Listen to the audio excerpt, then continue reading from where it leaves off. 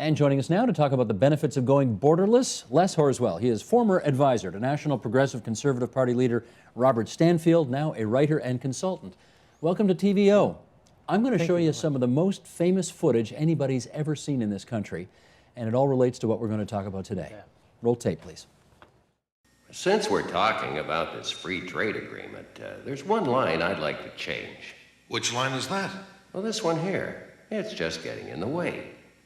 Just how much are we giving away in the Mulroney Free Trade Deal? Our water, our health care, our culture? The line has been drawn. Which side do you stand on? Don't let Mulroney deceive you again. This is more than an election. It's your future. On November 21st, vote Liberal. Now that ad got a ton of airtime, of course, during the 1988 campaign, and interestingly enough, did not work. Mulroney won a second consecutive majority. But the notion of erasing our border, as that spot did, has struck fear into many in this country for years and years. So when did you first get the notion that this is something we ought to be considering? Well, certainly not then, and I thought it was an effective ad at the time. Of course, we didn't erase the border, and free trade hasn't had the benefits as well as some of the catastrophic outcomes many people feared. I came up with the idea basically after I left government. I started to write some memoirs and started to reflect on Canadian nationalism. So what years would this be? This was about 4 years ago. Okay. And I was reviewing in my mind and in print all the frustrations we're having since 9/11 and since the Free Trade Agreement about establishing any new strategic partnerships with the United States. I'm a convinced free trader, and I'm a liberal Democrat. I think opening up resources, opening up markets, freeing up people was one of the magics of North America. And I reached the conclusion that the reason why we can't establish new partnerships and really deepen integration is for political reasons. And in the border exists as a political instrument. It separates two peoples. And as a Democrat, it's impossible to create a continental policy without surrendering some of your decision-making over that policy, unless you're a citizen of the larger entity. You're a small D Democrat, you mean? I'm a small D Democrat. Small L Liberal Democrat. Sure. Well, all right, without getting into structural details, which we'll get to later, give me the sort of broad brushstrokes of what you are proposing. Well, I'm proposing in the first instance that the border be lifted for all purposes for bona fide Canadians and American citizens. I'm proposing that we have a common citizenship, that we have a common national government and national executive that would be housed in Washington, that the Canadian people would have proportionate representation in all the institutions, elected institutions of the central government, and that means that a Canadian voter would have as much power as the average American voter. And it would mean that a Canadian could run, and a Canadian could support and stay up nights working for a candidate for President of the United States. President of? Of the United States of North America. I wouldn't Is that what it's going to be called? I wouldn't back up on, get in the trench on the details, but I think the United States of America is an accurate description of who we'd be. And I could probably at home, I might call myself a Canadian. I might call myself a Canadian American. When I was in Europe, I'd probably simply be an American. Okay, the 10 provinces of this country would become what? There's no reason, well, there's a lot of reasons for common sense, but there's no reason in the agreement that the provinces would have to be reduced. I would envisage for some time we would continue to have 10 provinces. However, for the appointment of a proportionate number of senators, which I would say would be 10, the provinces will have to cluster around regions for the election of 10 senators. What would work better if we were to do this? Well, for one thing, the incomplete agenda of integrating our two economies would be realized more swiftly. The continuing gap in wealth per capita, the continuing gap in productivity per capita, the continuing gap in the productivity of Canadian labor should shrink quite quickly because resources, investment in people would be able to move freely. And beyond the economic benefit, which I would argue in this competitive world now is crucial, the strategic objectives we all talk about, independence in energy, some sort of a campaign on climate change that is economically viable and effective on the climate, and the ability of North Americans to be able to play a leadership and peaceful role in the world. Those strategic objectives would be thrashed out democratically in one set of democratic institutions. I'm just trying to think, though, about what some of the people you used to work for would think about this. I mean, Robert Stanfield was a pretty strong Canadian nationalist. You used to work for Ontario Treasurer Darcy McHugh as well. Sure. What would these guys have thought about your trying to erase that border? Well, I hope they... Well, I can ask Darcy. He's still alive. Yes. And Stanfield might be a little tougher. Well, but, I'd hope they'd give an old friend the benefit of the doubt that he still had his sense. Would they? I think it's difficult to take people out of context and predict what they would do in the future. I think incumbent politicians are attracted to the institutions they continue to run. For so sure. I can't imagine Stephen Harper, despite what may in his heart, would celebrate the idea of amalgamating our two federations. Well, this is the tricky thing, but right? where would Who'd be Bob in- Stanfield stand? Bob Stanfield was a lover of de Tocqueville. Bob Stanfield was educated in Harvard. Stanfield was preoccupied with solving problems. And his problems of his generation were subtly different than today. I would assume he would give it a lot of thought. And then as a Nova Scotian politician, he might pass because there's not much of a constituency for the idea. And he wanted to be a politician. Mm-hmm. If he'd settled for scholarship, he might have been very attracted to the idea. But where, I mean, I read your piece in what was it, Maisonneuve magazine, which Yes. was, I mean, it's pretty, Thank you. pretty provocative I mean, it's very well written and very interesting, and you make your points. But you've got to know that people in this country, when they read the idea of erasing that border, Sure. will think you're crazy. What do you want to say to those kind of folks?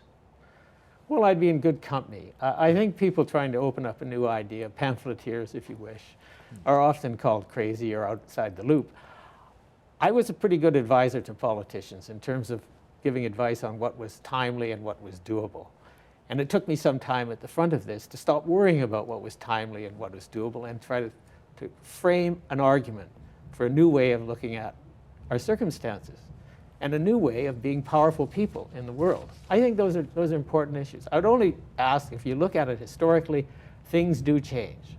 In the span of my career, we've changed our Constitution. In the span of a news cycle, we've changed the presidency and have a black American as president of the United States. Things do change, For sure not they in do. the moment. The question is, and you've laid out the case for what you think the positive benefits of this would be with economic advancement, and presumably Canadians would have a voice now in the most important government in the world. What about the downside? We see some things here as being uniquely Canadian and worth preserving.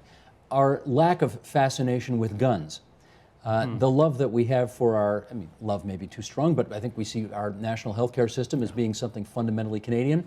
We have a very influential public broadcaster in this country. Those are three things not shared by Americans. Yes. What would happen to those characteristics? Well, I'm not proposing a cultural revolution. And those elements of our character that are embedded in law or enshrined in public spending, I would think can be preserved in the arrangement. And I would suggest, although I don't think it's necessary because America is a federal state and much more complex than we think, but I think to find a made in Canada, cross Canada proposal, we should ensure some things in the proposal. And of course, healthcare, and the Canadian Charter, until Canadians change it, should be kept in place. With regard to healthcare, it is fundamentally now a provincial responsibility. The American Constitution is more jealous of states' rights and provincial rights than we are. So nothing I would inconsistent there. envisage the provinces through the House of the Council of the Provinces would continue to harmonize provincial healthcare programs and continue to maintain national standards.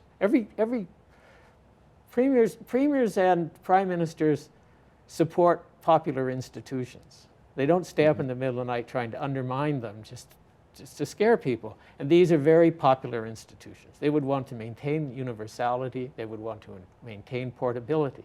And I imagine becoming North American institutions, our success at that would help encourage Americans to do similar social safety net programs that work here. Okay, what about, the Second Amendment's pretty popular in the United States in some circles. You want every Canadian packing now? No, I think maybe it needs to be made clear, but the provinces under the Constitution would have complete freedom to outlaw guns, to regulate guns, to license guns as American states do. The issue of making our cities safe and keeping them safe is completely within the jurisdiction of the provinces today. I would envisage, unless Canadians want to amend it, the charter would be paramount over Canadian residents. And there's nothing in the charter which would compel provinces or cities to allow unbridled gun control. There's a legitimate argument in the United States that clause doesn't prevent responsible states from doing it either, which many do. But if you're talking about the charter, you're not talking about the Charter of Canada anymore. You're talking about something that presumably would be inferior to the American Bill of Rights. Wouldn't that, in a new United States of America, still be paramount? Not necessarily in the first instance. I would think the agreement must recognize the civil code in Quebec, and we've operated with a civil code in Quebec and common law in English-speaking Canada. I would imagine in the agreement, until Canadian residents, Americans resident in Canada, chose to modify the charter would remain intact as paramount on judicial decisions in Canada until it was amended. It could be amended, of course, by Canadians at any time.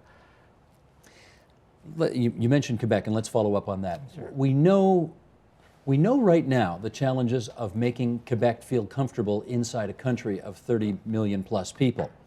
Why do you think Quebecers would go for a system which would see them be an even tinier minority inside a country of 340 million people? They're a minority now on the same continent. But that line is there. The border's there. The border there is not necessarily a protection of Quebec culture or language today. Quebec has discovered, with a strong Quebec government and entrenched language rights, it can thrive in a robust, mobile North America. And in Ottawa, that helps it all the Quebec time will be now. stronger. Quebec will be stronger culturally if it enjoyed the levels of investment and productivity and immigrant flows that the more politically secure parts of the country do now. I would envisage Quebec would be a strong, buoyant French language culture and center of growth in North America. So the French fact would be better protected as a jurisdiction within a continent-wide country of 340 million people rather than... We've argued for 40 years that the French fact was happily protected within Canadian federalism, and that has proven to be the case. Twice federalism has won in Quebec. It would have to win federalism. Canadian federalism. This is what we need to discuss. I would think Canadians can be brought around to the position that American federalism is not inherently an intolerant federal system. As a matter of fact, it's a pluralist Republican society that embraces and tolerates different voices and different cultures, as Canadians do.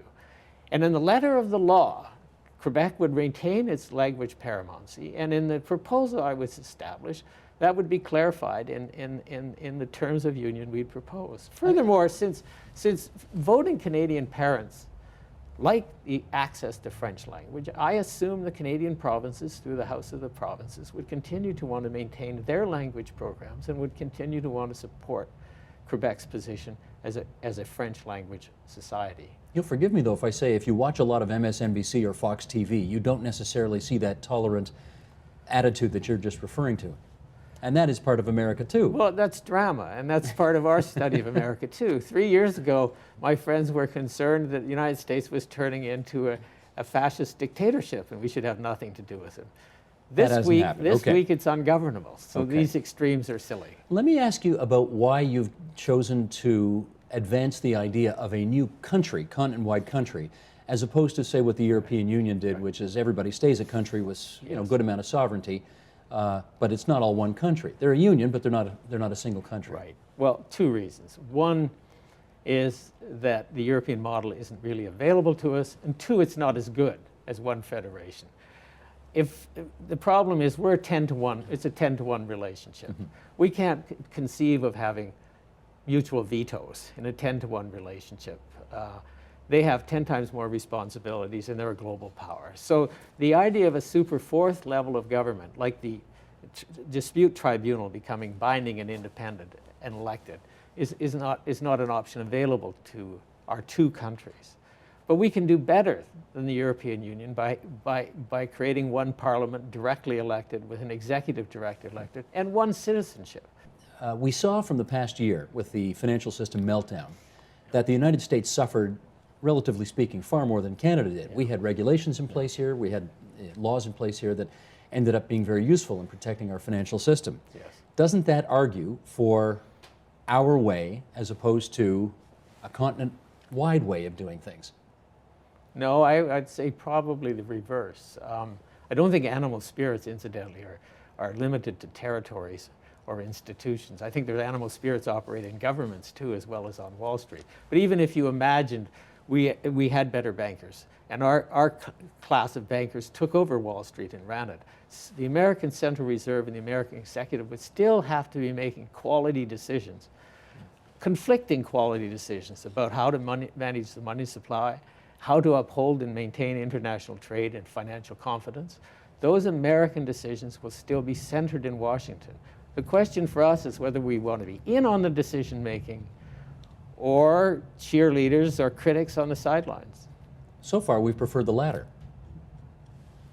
Right? Well, where's the support for this idea? That's true. Well, we can afford the latter in good times, and that's where I would think we should look historically. We are in a pretty benign period in our history in North America.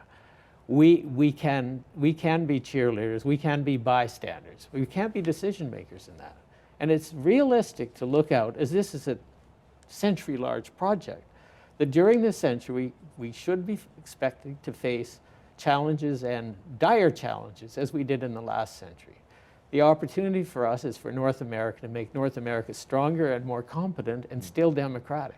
So I assume we're into a world where it's still highly desirable for us in terms of our values and our material interests for North America to remain competent and powerful. No, and kudos to you for putting the idea out there, having the guts to put the idea out there and have people take shots at it. But do you see any evidence in the United States that they're the slightest bit interested in doing this? No, but Canada is like the reliable son. He doesn't get attention. But never before has Canadians ever sat down and offered fellow citizenship to Americans. Americans had never looked at the great potential of Canada because we've always made it clear that it's ours and our business. I mean, I would think if Canadians could muster the offer and put it on the table to Americans, it would enjoy wide appeal. It's certainly consistent with Americans' responses to such opportunities historically. Moderates dominate American politics, despite the attention the loudmouths get in America. Moderates dominate the political arena, and moderates in the Republican Democratic Party have always favored expansion over retrenchment. New Englanders watered down their franchise time and time again to allow new states into the Federation. Now California is larger than Pennsylvania and New York combined, but no one argues those were bad investments for the United States. And one of the reasons they made those investments is they saw themselves in a competitive, dangerous world. They had to have space and competence to be able to handle themselves, frankly surrounded by unitary imperial empires. Okay, and that would be their response, I think, to a Canadian offer, if it was serious. What about this notion, though, that the Americans already own 80% of Canada and they can basically, they're on the same page of so many things, our two governments. Why bother officially taking over the country when they pretty much can have their way with us anyway? I'm not saying it, but you know that's out there. Well, I think they know that treaties between friends are far more restrained and careful, full of and laced with caveats than a common citizenship. And in fact, this is just faith. But whatever their percentage of ownership, Canada is a sovereign country that carries with it some of the uncertainty and risks of being that. Canada's sovereignty is something we do pay a price for in terms of investor confidence, in terms of economic growth, and in terms of calibrating respect for North America. It is not part of the equation. Okay. Les, help me with this one. Whenever there is a great idea, and by that I don't mean a good idea, but a big idea, that comes along in the course of a country's history, the national policy, it's got to have a champion, Johnny MacDonald. Free trade, Brian Mulroney. There's got to be a champion. Who in the political firmament of this country right now will champion this? Well, I've been acting as a pamphleteer, trying to alter the way people see things. The campaign issue about where the leadership would come from, as I said, it would hurry the process up if a premier or the prime minister, the leader of the opposition, endorsed the idea. I would hurry the process up, and I see no reason to delay. I would frankly my assessment of politicians, I don't think it's jaundice, I think it's just unchanged. They don't tend to break the windows with new ideas. They tend to follow them. I would imagine the Premier of Ontario will stand by Canada first until the people of Ontario want to consider the idea. So leadership would have to probably emerge on the grassroots. Maybe the Parti Québécois, maybe the Reform Party are models of where leadership would come. Individuals, I'm not sure. I laughed to myself. I said maybe it would have to be somebody who really cared for federalism and liberal values and thought those in a federation would make sense. And I could imagine a capitalist like Frank Stronach or David Suzuki. Both of them would have to be younger and they'd have to have a sense of humor, however. But I'm a bit at a loss looking at a candidate. I hope the idea stays out there long enough to entice some ambitious people to start to come forward and talk about the idea, though. And for those who say, we like being a different country. We're kinder, we're gentler, we have this moral superiority that we're not them. Well, I don't think Canadian nationalism is any prettier than everyone else's. I don't think we are necessarily nicer, smarter, or prettier than other nations. I think those sort of generalizations are frankly unhealthy. They're historically unhealthy, and they do get in the way of our thinking today about our problems. I'm a real Canadian. I'm probably proud, and I'm proud of what both sides of my family have done historically for this country. But I don't think I have to be loyal to the political structure we have today to be effective. And I think to be an effective North American is the best way to advance liberal and democratic ideas. Les, it's awfully good of you to come into TVO tonight and share your views on this. Thanks so much. Thank you very much.